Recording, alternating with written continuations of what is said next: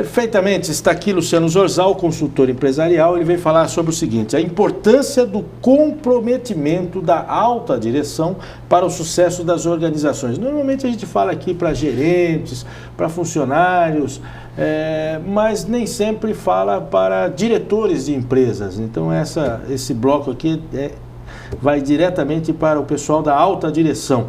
Zorzal, tudo bem? Boa tarde. Tudo bem, boa tarde.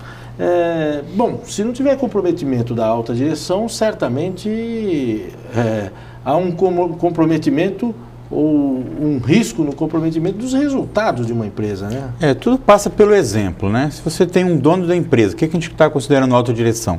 Um dono da empresa, um alto executivo, alguns dos diretores, se ele não conseguir passar através do exemplo para os funcionários a importância daqueles projetos, a importância de produzir adequadamente o que se espera, de realizar um bom serviço, isso vai acabar se refletindo nos próprios funcionários e não ter aquela disposição, aquela dedicação que deveriam ter. E conflito entre diretores, isso também denuncia a falta de comprometimento?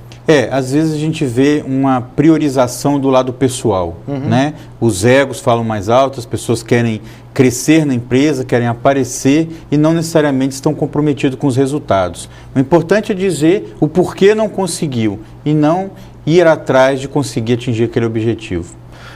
Quando é que você percebe que a alta direção não tem o comprometimento necessário com a empresa? A gente, conversando com funcionários da empresa, a gente faz trabalhos, né, nas empresas, auditorias, consultorias, os próprios funcionários já comentam. Você ouve nos corredores as pessoas... A famosa rádio corredor. A rádio corredor, a falta até de, às vezes, em alguns casos, até de respeito em relação à pessoa do diretor, ele perde credibilidade. Né? As pessoas falam mal, as pessoas falam, não adianta a gente fazer porque ele também não está dando valor, não vai fazer diferença. Eu tive uma situação de uma empresa em que os funcionários me colocavam o seguinte: como o nosso diretor é muito desorganizado e não é comprometido, a gente espera ele pedir umas 3 vezes para fazer. Se for muito importante, ele vai pedir a 4ª. Aí a gente faz. Senão a gente vai levando. Com isso aí a gente não precisa conversar muito. Você me relatava no intervalo sobre o diretor que o pessoal fala, olha, se não atrapalhar, como é que é a história? Não precisa ajudar. Se ele não atrapalhar, já está bom.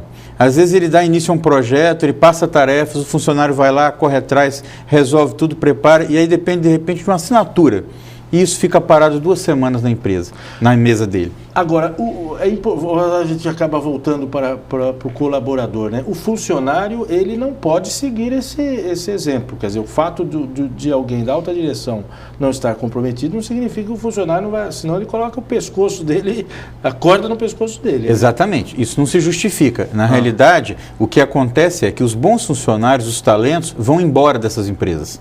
Elas não vão, esses profissionais não ficam lá, porque eles percebem que ele não vai ter um crescimento, que essa empresa não vai longe. Então, os bons profissionais pedem para sair dessas empresas, quando percebem que a alta direção não é comprometida. E aqueles que se submetem a esse tipo de situação acabam se conformando com aquilo e aí fica uma relação complicada. E se o diretor, por exemplo, detecta que ele tem esses problemas, e como sair desse tipo de situação? Ele tem que ter muito claro... Sair do não comprometimento para o comprometimento. Acho que passa muito pela definição dos objetivos.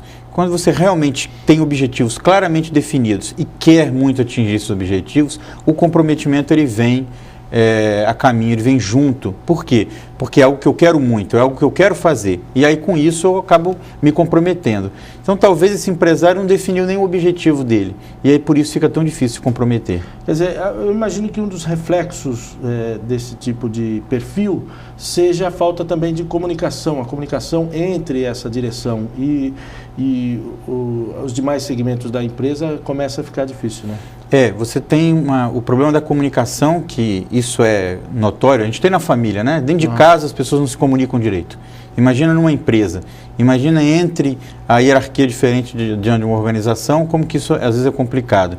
E talvez ele até bem intencionado, ele está até comprometido, mas não consegue demonstrar isso por atos e palavras. Quer dizer, eu estou dizendo isso pelo seguinte: quando a direção não tem comprometimento, eu imagino que haja menos transparência nas relações dentro da empresa. Sim. acaba sobressaindo o lado pessoal.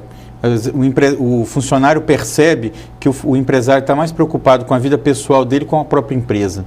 Então, ele faz o seguinte raciocínio: se o empresário, se o dono da empresa está mais preocupado com as suas questões pessoais do que as da empresa, por que eu vou me preocupar? Por que eu vou dar minha vida para uma empresa onde o próprio diretor não está preocupado em fazer isso?